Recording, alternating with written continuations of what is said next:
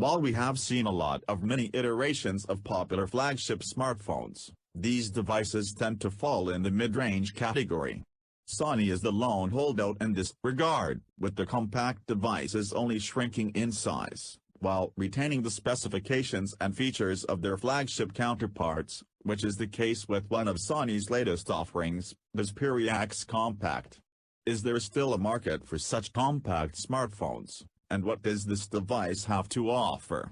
We find out in this comprehensive Sony Xperia X Compact review.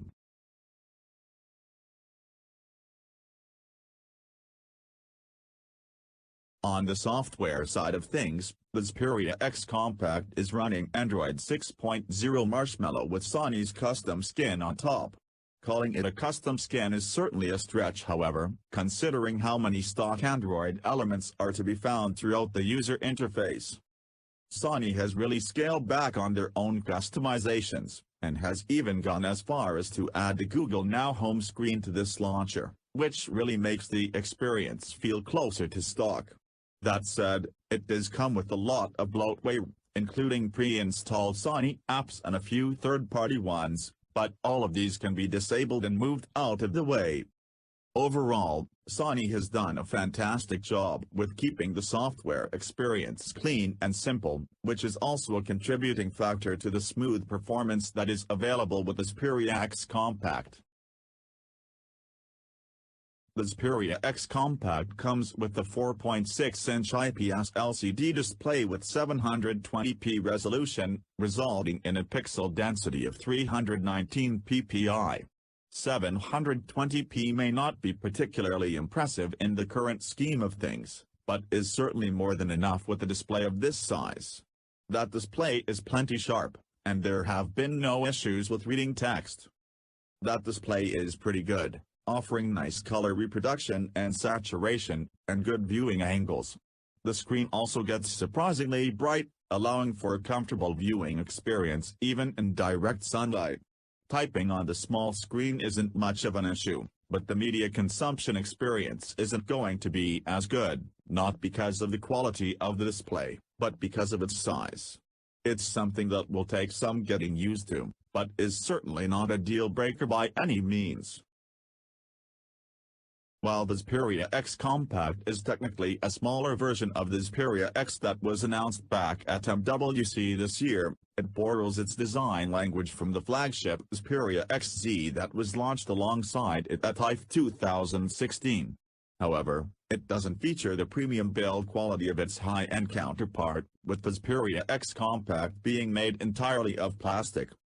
The X Compact may not offer the same feel as other Sony devices that offer metal and glass builds, but the phone is surprisingly sturdy. It comes with a very glossy finish that gives it a ceramic look that is really nice, but does make for a huge fingerprint magnet. The top and bottom of the phone are completely flat, which means that the device can stand on its own, and there are frosted matching color inserts that flow well with the rest of the design. The X Compact also features what Sony is calling a loop design, which is essentially a fancy way of explaining the tapers along the sides that make the transition from glass to plastic seamless, and makes the phone more comfortable to hold. Despite some aesthetic changes, the signature rectangular shape that Sony is known for is still seen here.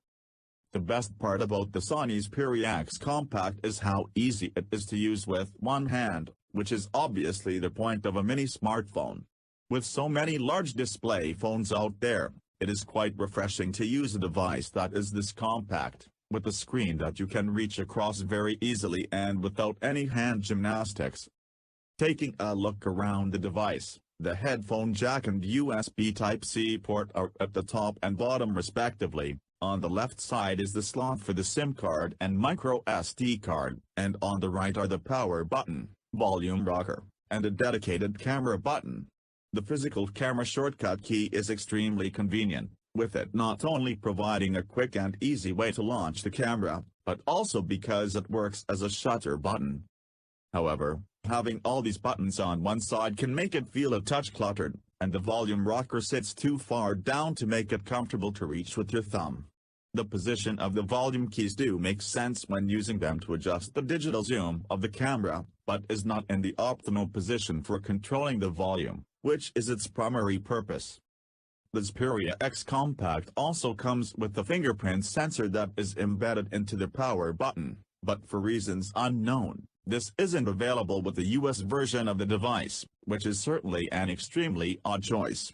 Unlike its flagship counterparts and previous compact smartphones from Sony, the X Compact doesn't come with dust and water resistance, which is another surprising omission, and could be a deal-breaker for some. Under the hood, the Xperia X Compact retains the same processing package as its larger namesake, the Qualcomm Snapdragon 650 processor, backed by the Adreno 510 GPU and 3 GB of RAM. Even though it doesn't feature top-of-the-line specifications, performance hasn't been an issue with the X Compact. Everything has been fast and responsive, and the device can even handle high-end games without struggling. Granted, the load times may be a little longer, but once a game loads, it runs very smoothly, with rarely any dropped frames to be seen. Overall, the performance has been quite impressive, and goes beyond what you would expect from a mid-range processor like the Snapdragon 650.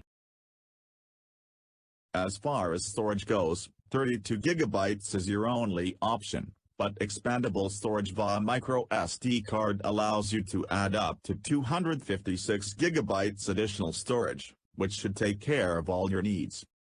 Above and below the display are two thin slits that house the dual front-facing stereo speakers. The overall volume is on the quieter side when compared to other front-facing setups, but the quality of the sound is actually quite good, with clean, clear sound, with no distortion. However, you will have a far better audio experience when plugging in a pair of headphones. The Xperia X Compact has built-in support for high-res audio, but if you don't have audio in these formats already, the device can also upscale any compressed audio files to give it a high-res sound. The Xperia X Compact comes with a 2700 mAh battery, which allows for surprisingly good battery life, helped along by the relatively lower resolution display that it has to power. The battery comfortably provides a full day of use, and even with heavy usage that involved a lot of gaming and watching videos on YouTube, I rarely had to charge the device in the middle of the day. The device comes with Qualcomm Quick Charge 3.0 support, and given the capacity of the battery, it does not take long to get back to a full charge at all. However, one thing to remember is that Sony does not include a QC 3.0 charger in the box, so you will have to pick up a third-party one to take advantage of the phone's fast charging capabilities. Sony is also making a big deal about the camera of the Xperia X Compact. The front 5-megapixel shooter is a fairly standard wide-angle lens camera, and gets the job done when it comes to taking selfies. On the back is a 23-megapixel camera, which is the same sensor that is found with Sony's higher-end offerings like the Xperia XZ.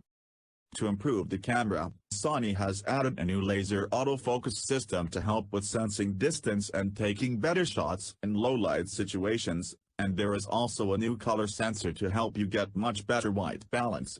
The real kicker here is that the X Compact has 5-axis image stabilization for both the front and rear cameras when recording video, but there is no physical hardware inside to make the stabilization happen, with all the stabilization being software-based.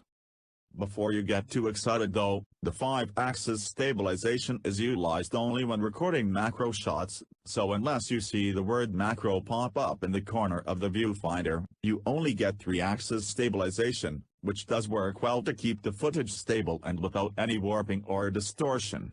It is somewhat strange that Sony hyped a feature that is used only in limited situations, since macro video isn't something a lot of people typically use their smartphones to record. The camera application offers what we've come to expect from Sony devices, and it doesn't look like it has changed significantly over the years. You can swipe up or down on the viewfinder to switch between various modes, that include superior auto, manual, and video recording, along with the slew of camera effects that Sony always adds. It isn't the most intuitive camera application, and HDR still only works when using the manual mode, but the overall camera shooting experience is fairly straightforward.